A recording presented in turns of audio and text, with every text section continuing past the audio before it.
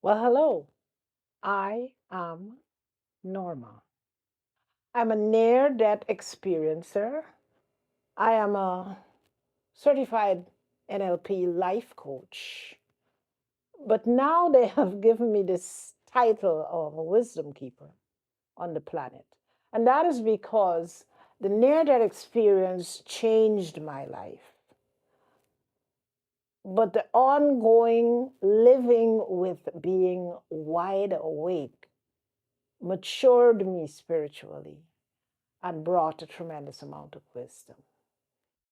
What is the soul?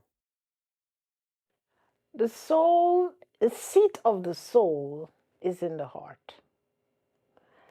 And when you ask that question, I can almost see the image of the soul, but I have to tell you that the way I describe it doesn't do it justice. It's almost like a disc, and it's a disc that seems to have a high frequency of energy, and I can see colors, much more colors than the ones we're used to here on Earth. And I can see it vacillating, these colors vacillating and moving and shifting. And it's almost as though, if you can think of it as a disc that gets plugged into the heart. And on that disc, I am getting the sense that it carries our level of integrity, it carries who we are, it carries all those values that are very important in the spiritual realm. What is the soul's relation to Source/God? When we say the word God, let's get that clarified. God is not a man.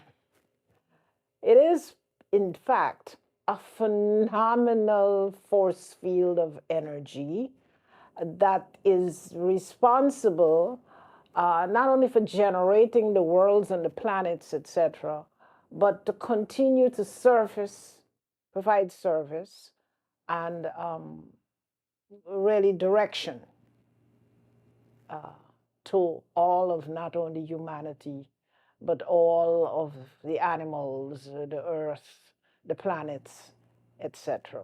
So the relationship of the soul to this massive force of energy is really to keep us functioning in our truth, and that truth that dwells within us rather than the truth that dwells outside of us. It is also, of course, the place from which this thing that we come to call love is generated. It is also the place where who we are from a spiritual perspective, in terms of our ability to integrate, our ability to love, our ability to walk with integrity, our ability to manifest the plan that we originated in the first place. Are human incarnations voluntarily chosen? That's a two-part question. It is voluntary from the perspective of, when we are in spirit, we know who we fully are. And who we fully are is not just this body. The body is like a spacesuit that we must wear while we are on earth. When we are in spirit, we know. We know the truth. We know spiritually what life is all about. And so, therefore, when it is time to create a new life plan, there are advisors around us. There are guards. There are, some people call them angels. There are energy fields around us that assist us.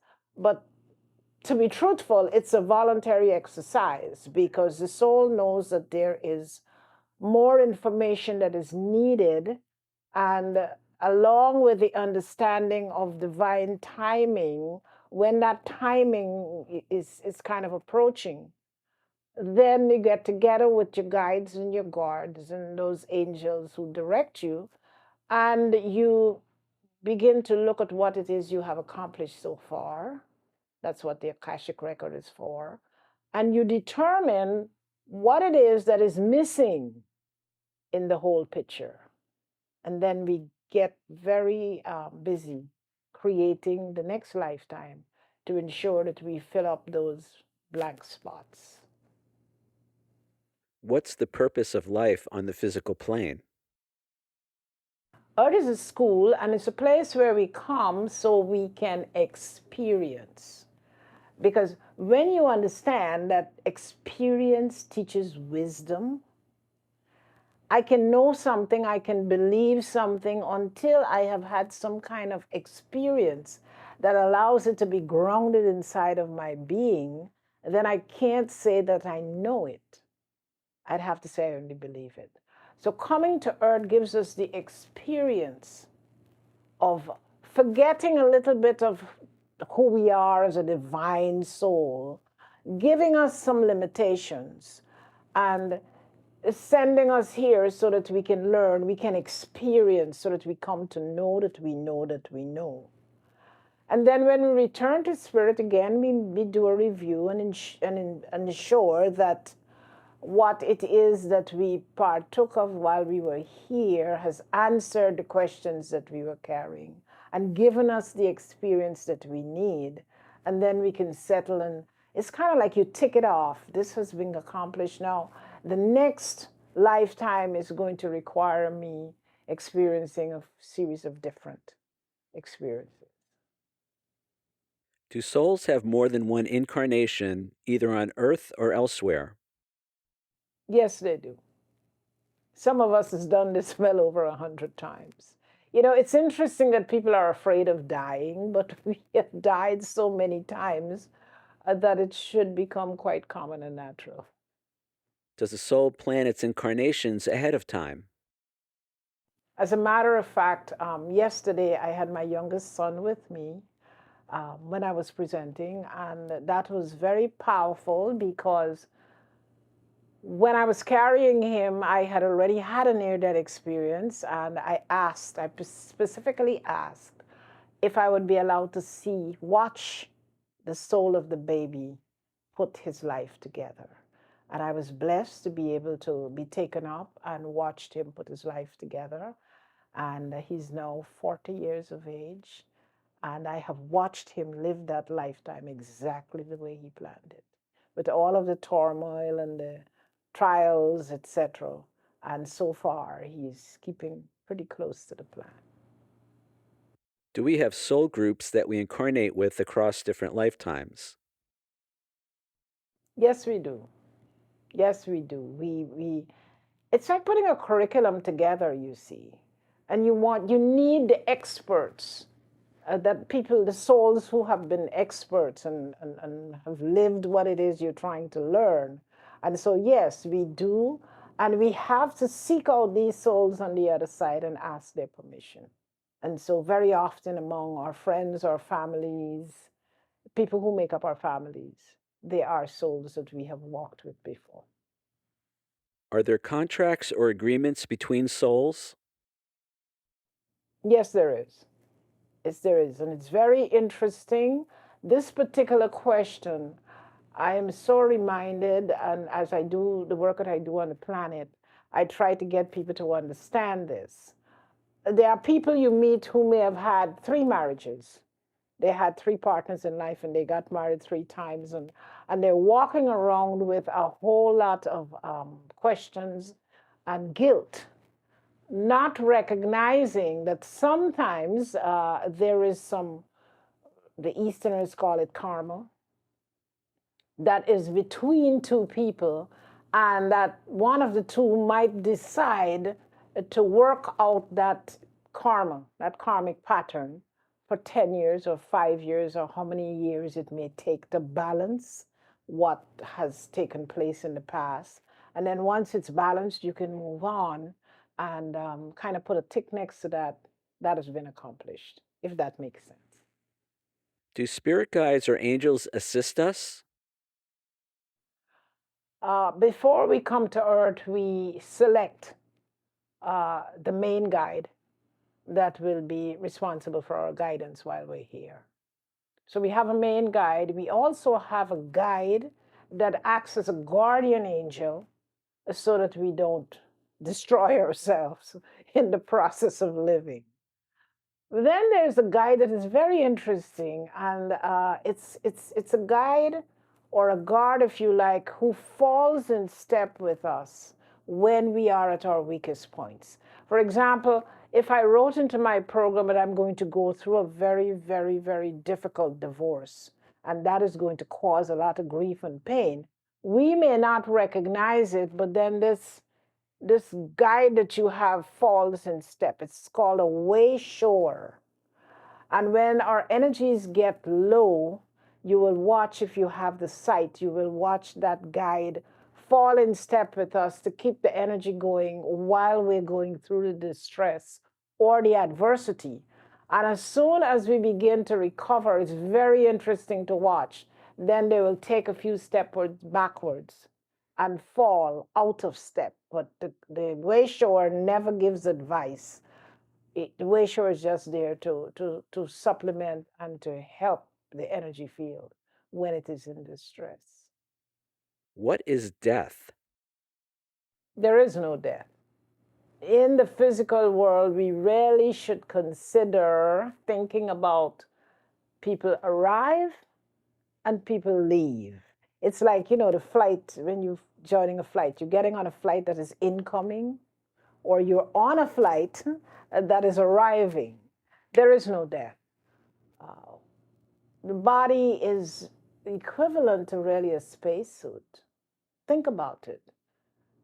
Those people who go out into space know that while they're on Earth, they get suited up and they get into a spaceship. And when they are on a planet or in that free space, they have got to keep that spacesuit on. But what happens when they come back to Earth? And that spaceship or part of it splashes into the water, first thing you do is take the suit off. But that does not mean that the person who wore the suit maybe for 7 years was dead. So we discard the body when we no longer need it, and we make a determination how long we would endure the body, because it is an endurance. And when the time comes, what we do is we step out of it and it's discarded and the soul goes on. So technically speaking, there is no death. That was one of the messages I was sent back with. Go back and tell them life is eternal.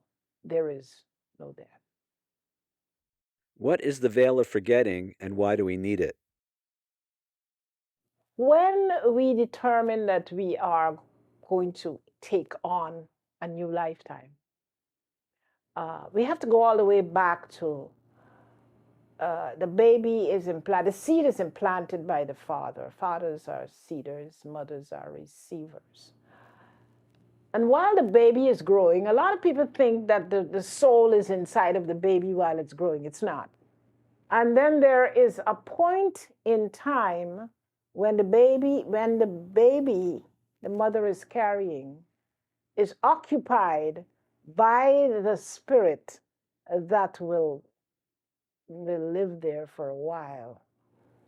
Just before that, the soul, it's called, you drink the cup of forgetfulness. And the reason why that is necessary, because if you can remember all the lifetimes you have lived, think about it, you're about to take a challenge. And as my son, who is an athlete and he's a coach these days, would say, when you are on the starting line of track and field, and you're waiting for that gun to go off, if you really had a good coach, they tell you, it's none of your business who's running next to you on the left or the right. The only thing I want you to focus on is the time it takes to run from the starting blocks to the finishing blocks. It's much the same with drinking the cup of forgetfulness. You are required as a soul to put aside, and that goes into what I call the supraconsciousness levels. You put aside everything you have known because you do not want it to influence your choices and your decisions. You also drink the cup of forgetfulness, because if you don't, you'd become a little bit tormented by the fact that I used to be a king. I used to have a lot of power, and I've chosen a lifetime now of poverty. And I'm sure you can see how that gets in the way. Added to that is the fact that when a baby comes in, it has some phenomenal feats to accomplish, including learning how to focus, learning how to walk, movements, where to find food, how to attract these people who are taking care of you so that they can know before you have speech what is wrong with you. It's a phenomenal package that has to be mastered in a very short period of time. And therefore, we don't need to be distracted by, I can remember when, blah, blah, blah, blah, blah, blah, blah.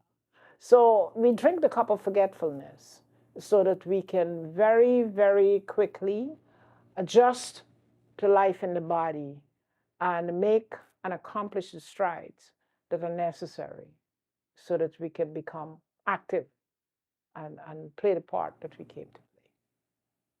Discuss the role of free will in a given incarnation. I look at free will as, okay, you've got this dog, right? You've got this dog, he's your pet, you love him very much. And you discover that having him on a short leash just makes him uncomfortable. So you go out and you buy the longest leash you can find. And so the dog now assumes, oh my God, I've got freedom. I can do whatever I will, until he comes to the end of the leash and discover that he's only on a longer leash, which gives him the impression that he has free will. There is no free will on the other side. On the other side, you're seriously engaging what needs to be done so that you can fulfill whatever that cosmic or planetary plan is that you find yourself into. So when you cross the veil, there is really no free will. And it's kind of understood because the work that is being done out there is very, very important. And it relates to the whole cosmic, it relates to all of the planets. While we are here, again, we have this, I believe, notion that there is free will. And while we're here, we can choose to do what we want to do. But then when you consider when we leave and we do the review and we hear the result as, that's got to be repeated. That's got to be repeated. That's got to be repeated. Do we really have free will? Is life on the physical plane an illusion? Life, as we know it on the planet, is an illusion. And that illusion includes the fact that we believe that we are limited. Because the soul knows it all. The soul is holding that information. The soul knows that this is like a drop in the ocean, and this too will pass. And then we get the opportunity to process it and acknowledge it and know how much we have experienced and learned from it. So it's kind of very interesting. It's an illusion. Do we create our own realities? We are creating the opportunities to get the learning experiences that we desire. I don't know if that answers your question. We've created those opportunities. 90% of the time, it's not who we are at all, but rather we're playing a game, and you're creating the steps as you go along. But there is a result, and the result is much bigger than what we're experiencing on Earth. Describe the life between lives. Life between life is very interesting. We first get an opportunity to recover because the time that we have spent, or the opportunities that we had to learn the things we learned while we were on Earth, the soul needs to recover. So there's a period of time for recovery. And then in my own case, I went to the Akashic Record and I saw this. In my own case, I was having quite a happy time enjoying the life between life, when guides came to me and said it was time to begin to think about the next lifetime. And then one has to turn one's attention to a series of very interesting things, planning that is the makeup of another life. But yes, there comes a time we get a chance to. For me, music is very important in my life, always has been. And when I observe my life in between life, I spent a lot of time in the ninth dimension where music is created and it's sent to the different worlds. And that was quite exciting for me. And then, of course, guides showed up and said, well, it's time to plan the next life. And then one has to turn one's attention to it's a very tedious and arduous task planning a life. We turn our attention to doing what we must do. Is there such a thing as hell? We descend to earth. And according to my guide, when I asked that question, the response to the question was, pay attention to the amount of fires and disasters you have in the world, all over the world, and you will understand that you are living in hell. The good news is there is grace and mercy even in hell. But no, there is no hell. Describe the life review. I did 2 life reviews when I was over. And the very first one was done on a screen, a large screen. I was 26 years of age, so I was reviewing 26 years of my life on earth. And the screen was divided into 3 columns. And the columns on the left-hand side carried, like, for example, birth to 3 years old, 3 to 12 years old. It was done like in this chronological order. And that was the first column on the left. The column in the middle was how I planned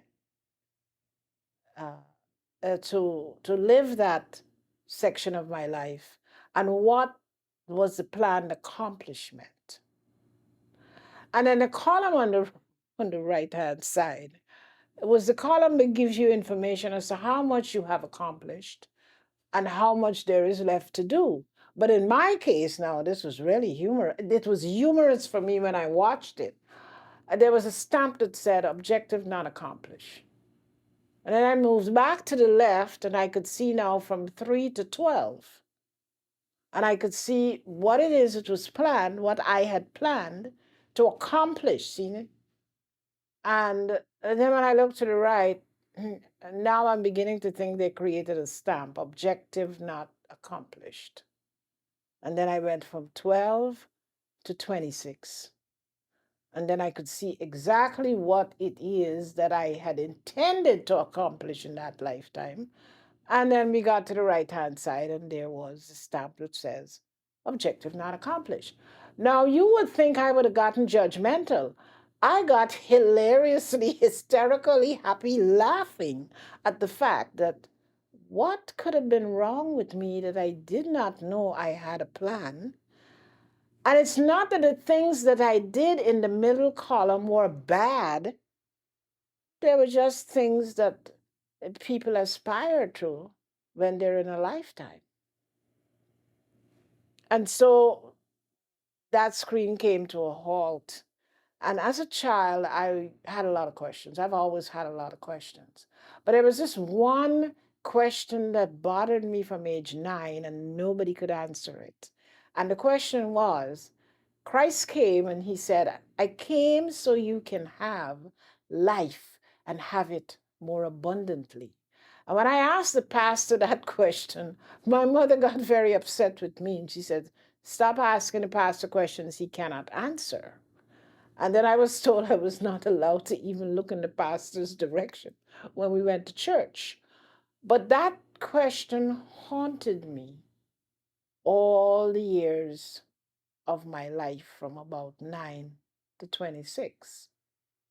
And it popped up in my mind. And when it popped up in my mind, the screen cleared And I was transported now to what looked like a coliseum with huge pillars and the biggest television screen I've ever seen in my life. I don't think that they even do them as big as that today. Was suspended between two columns, and the screen lit up. And now I am reviewing 6 lifetimes that have been dropped into the middle of the one that I was just looking at. And now it becomes very real to me why I chose to do what it is I had intended to do. And why it was that even though I did wonderful things that the world could applaud me for, I was not in sync with that which I had agreed on. And now I'm looking at these lifetimes and I'm relating what it is that I came this lifetime to correct, that I did not correct. And I'm looking at it as the screen rolls from lifetime to lifetime. What was very interesting is that I was not only observing the screen, I was experiencing the emotions. And it was very, very, very deeply detailed. And I could see why it was so critically important that I kind of followed the script that I had planned. And the script that I had planned really technically came down to I came into this lifetime not to bow to doctrine, but rather to conquer my fears. And all 6 of those lifetimes had very fearful incidents. Uh, Many of them, the way I died, was a lot of fear. And then I was told that that fear had now been encapsulated in my super consciousness level. And in this lifetime, the intent was to work out the fear. What is karma? Karma is like a bank account. You cannot take out what you do not have. If, however, you have built up really good credit, you can sometimes even bypass something that you would probably have had to put time in for. But because of the good credit that you have accumulated, it helps you in balancing your own stuff. Karma is a bank account, and you've got to pay it. If you borrow it, you've got to pay it. If when you pay it and you have good credit, you may very well even be given rewards so that some of your debt can be reduced. But karma is a banking account, spiritual banking. How do you define forgiveness? Forgiveness is the first thing we need to master before we go to meditation.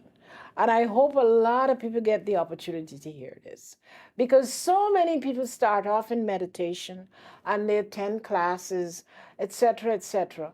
And then you'll hear them complain that I can't meditate, I can't free my mind because as soon as I begin to calm my mind, all this stuff comes up to the surface. Well, the stuff comes up to the surface because you did not go through the process of forgiveness so that you can get it out the way before you meditate. You begin to meditate. Let's take a scenario.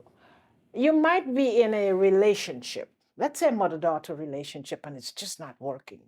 You just can't feel each other, and perhaps you're separated from each other for a long time, etc., etc. And you are carrying a tremendous amount of grievance about the way you were parented. But let's now back up and go back to the place where you created the lifetime. One of the very first things that you decide is your parents, who your parents will be. And then you have got to seek them out from the spirit world, which isn't very easy because they're in the physical. And you have to get their permission that they want to do this.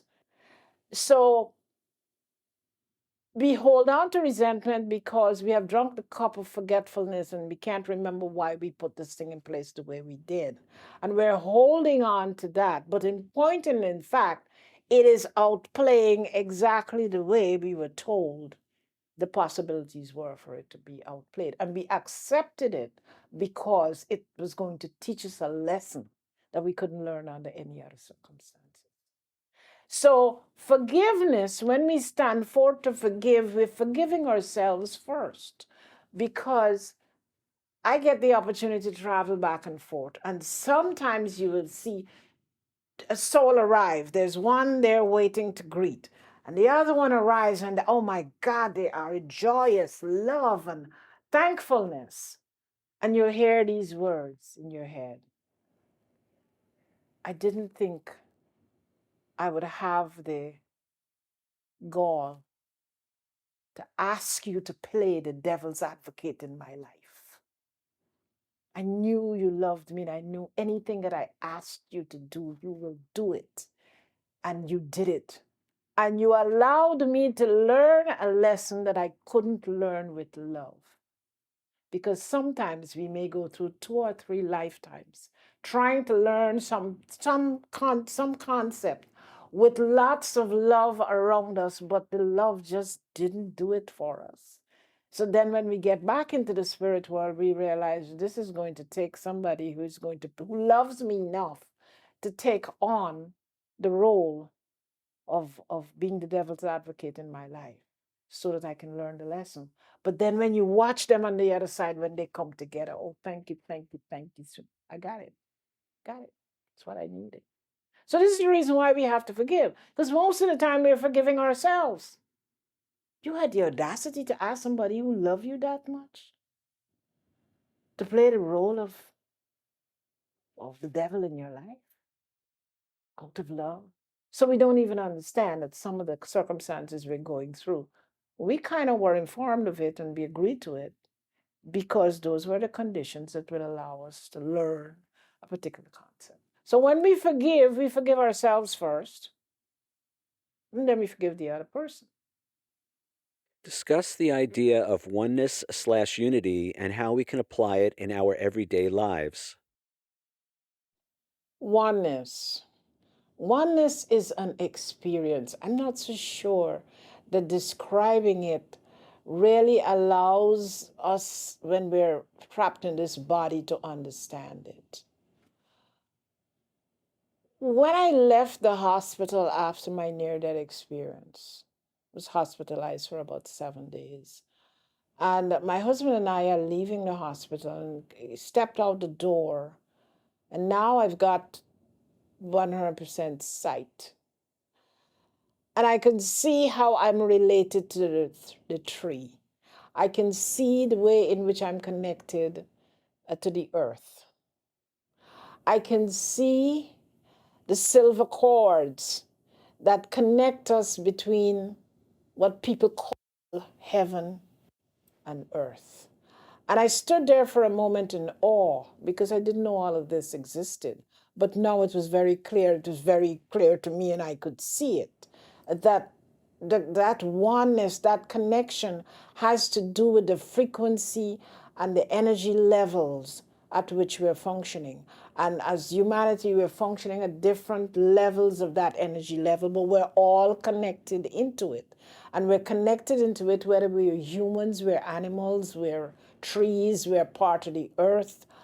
I could also sense where we as human beings have kind of imposed upon the planet frequencies that are not in keeping with the divinity and the sacredness of life.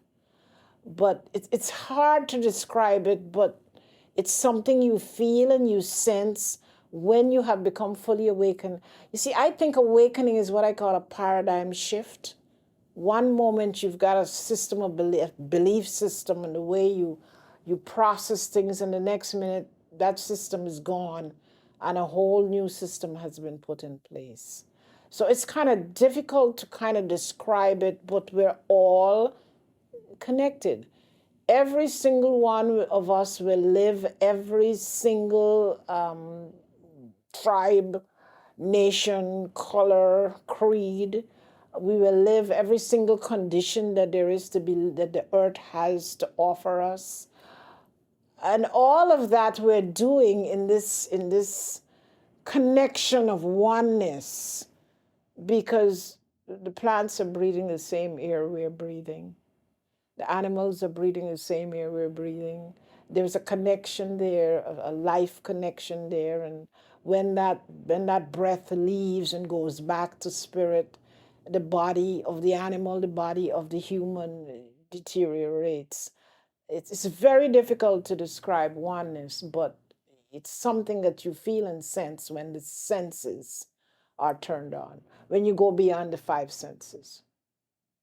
What does the belief in separation cost us?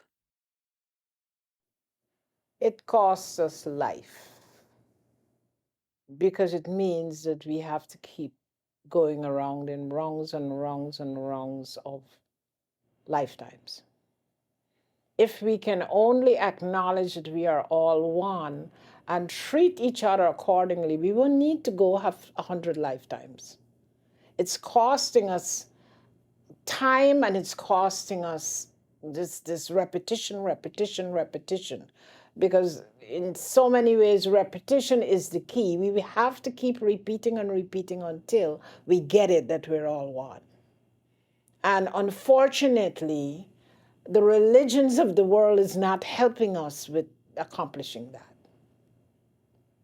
Another aspect of this being separate is that until we can recognize and not just believe, but know that we are all one, then and only then we can begin to behave and accept each other, so that we can live lovingly and eventually remove from the planet poverty, pain, grief.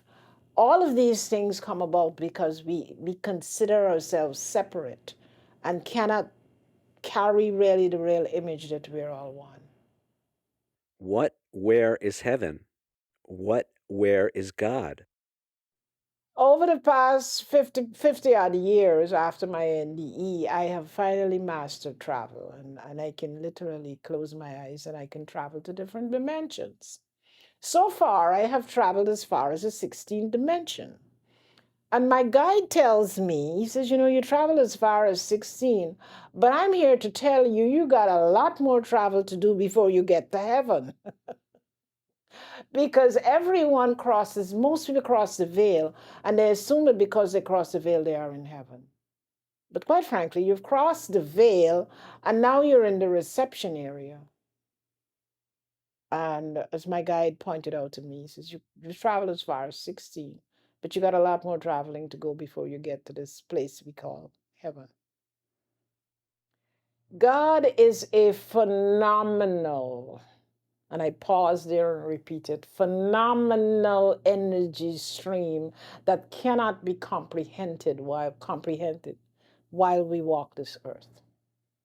And since here on earth everything has a name, we give it a name. God is not a man. It's a phenomenal energy field that cannot be held in one physical body. And it's the force that governs all of the planets, all of the kingdoms. And it's a source that we should take very seriously because we are a part of that source. We are a living, breathing part of the source that is God. Many believe we're shifting to a higher consciousness on this planet. Do you agree? And if so, can you describe this shift? Wow, you're right on target. On the 8th of August, 2023, we entered the portal of the fifth dimension. That shift began in 2012, and it finally ended on the 8th of August, 2023. That means that planet Earth is frequency has increased. It's moving much faster. And that is why we have this, the universe ensured that all these souls that have had near-death experiences will begin to talk about it, for example, in the last 5 years, because we are the forerunners of understanding and living a level of consciousness that is not just protective of the individual, because the individual without the whole cannot exist in a frequency that is moving uh, higher and higher and higher. And so I believe as NDEs and as people who have had spiritually transformative experiences, we are the forerunners of helping humanity to lift ourselves from functioning only from five basic senses to become multi-sensory souls that can carry a much higher frequency and a much higher uh, existence here on earth. What's the secret to remembering who we really are? First, we have got to engage this thing called discipline. Think about it. Your world's best athlete did not wake up one morning in that place. It took discipline, it took resistance, it took courage, and it took commitment to get them there. In order for us to get where we need to be, it requires the same thing spiritually. You know, I run into people who will tell you they've read 20 spiritual books. They read them one after the other. You read it, you put it away, you get the next one. What they don't understand is you have now stored that information in your subconscious. It is the doing. You see, first we hear the message, then once we hear the message, we take it in, and we take it in and we go out and we research and we find ways to be able to master that which we have heard or we have read. And then once we do that, now we get to believing that whatever this concept is, it's real and it can be accomplished. But that's not the end. You see, like Christianity, for example, will say only believe and all things are possible. Believing is one aspect. You have to take believing to knowing, and hence the reason why we have planet Earth. Planet Earth is the place where people come, where souls come, so that they can shift from believing something to knowing it in their know, deep down in the know of their soul. And then once you know it, you see, now you can trust it. You can trust it 100%. And so that's the sequencing that is taking place over and over. You master it by the power of repetition. What does our soul want us to know? That we are love. When we accept that and we begin to live that, the whole baby party will change. The goal is to help us to know, not just believe, to know that we are love. Is there a positive message or message of hope you'd like to leave us with? When I was taken to the ninth dimension, there is a semicircle of guides that rule on the ninth dimension. And when you get there, you're not allowed to speak. You get there so that they can tell you what it is they want to implant in you. And this was the message of hope that they gave to me. Love is divine. God is love. And love, when it hits the density of the earth, turns into light. And light is the steward of creation. And that for me holds a tremendous amount of hope. And I try to teach it as much as I can to my students and to those people who find their way into my life. It's all about this thing called love. Here on earth now, we have kind of designated our love to sexuality. It's much bigger than that, phenomenally more bigger than that. But when we can understand that love really is divine, and that each and every one, with every breath that we take, we are taking in divinity, what are we going to choose to do with it once we have taken it in?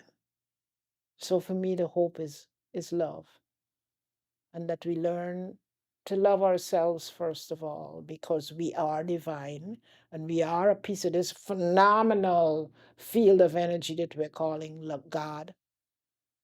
When we accept that and we begin to work and strive towards that, the whole world will change.